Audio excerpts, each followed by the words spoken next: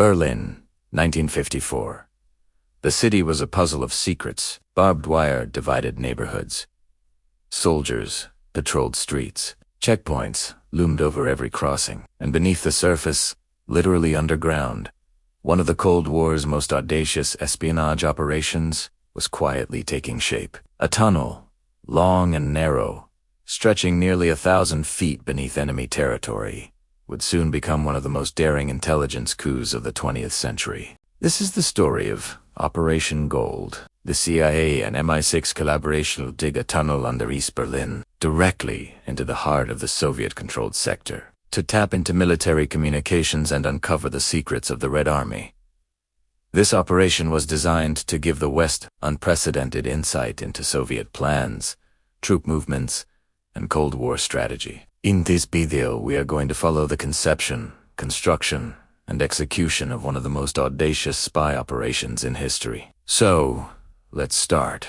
The Cold War had made Berlin a city of spies. It was a frontline city, divided between East and West, with tensions simmering and the threat of confrontation always close. The Soviets had occupied the East, and their military and intelligence networks were expanding, but the Western allies had fewer options to gain insight into Soviet operations. Human intelligence was limited, and the stakes were growing. The CIA and Britain's MI6 wanted something revolutionary, a way to tap Soviet communications without risking soldiers on the streets. The idea was simple but insane in practice. What if agents could dig a tunnel from the western sector into the Soviet zone and tap directly into their telephone cables? Instead of relying on spies to gather scraps of information, they could intercept real-time communications. The potential intelligence haul was massive, but the risks were enormous.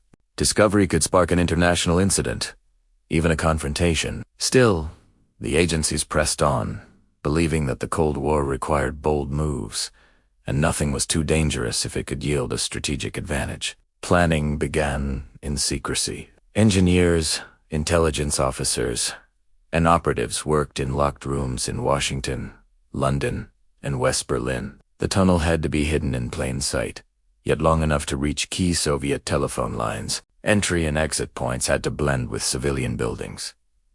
Excavation had to avoid detection from above or below. Every detail was studied, every risk calculated. The operation required patience, precision, and absolute secrecy. Construction started in the spring of 1954. In a nondescript building in West Berlin, crews began digging. The tunnel extended nearly 1,476 feet through soil, under streets, and beneath Soviet checkpoints. Special pumps removed groundwater.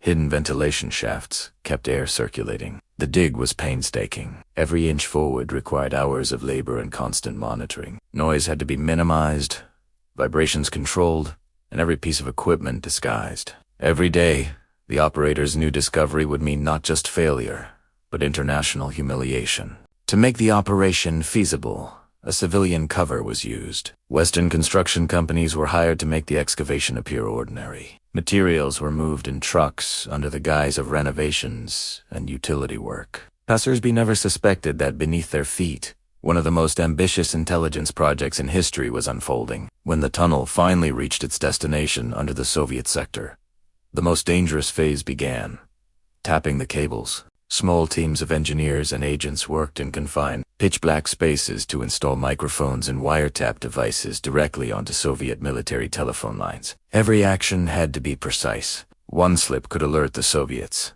expose the tunnel, and risk diplomatic disaster. And yet, Operation Gold appeared flawless. For months, the West intercepted thousands of calls, gaining insight into troop movements, logistics, and internal Soviet discussions. The intelligence value was immense. Every conversation provided data that could be used to anticipate Soviet strategy, gauge intentions, and maintain an advantage in the Cold War chess game. The operation seemed unstoppable, a perfect blend of engineering, espionage, and daring. But espionage is rarely perfect. Unknown to the CIA and MI6, the operation had already been compromised. George Blake, a British double agent working for the Soviets, had betrayed the plan from the start. The Soviets knew about the tunnel almost as soon as the Western agencies began digging. Yet, instead of destroying it, They chose a different strategy.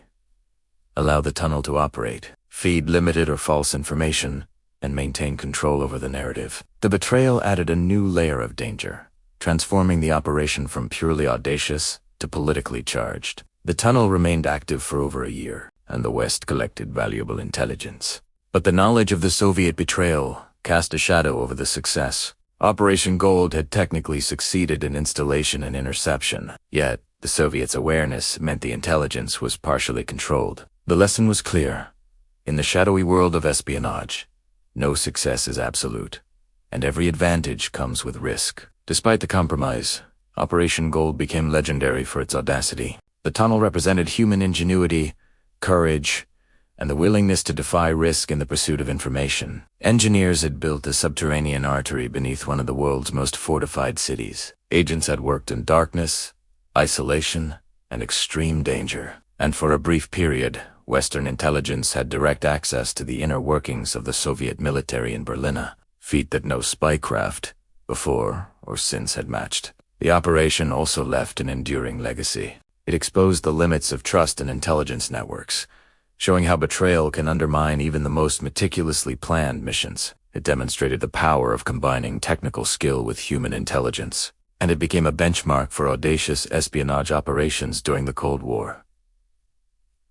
Every agent, engineer, and planner involved knew the stakes. They were not just building a tunnel, they were building a lifeline to secrets that could determine the balance of power. Even after the tunnel was discovered and the Soviets publicly acknowledged its existence, the story of Operation Gold captivated the world. It became a symbol of Cold War ingenuity, the daring of espionage, and the hidden battles that defined an era. Beneath the streets of Berlin, in darkness and secrecy, the West had reached into the heart of its greatest rival and touched the pulse of a global conflict. Operation Gold reminds us that intelligence is more than spies in dark rooms. It is engineering, planning, psychology, and risk management all intertwined. It is the courage to take unprecedented risks for knowledge that could alter the course of history. And it is the uncomfortable truth that betrayal is never far away, and the line between success and failure can be read. Even today, the legacy of Operation Gold resonates.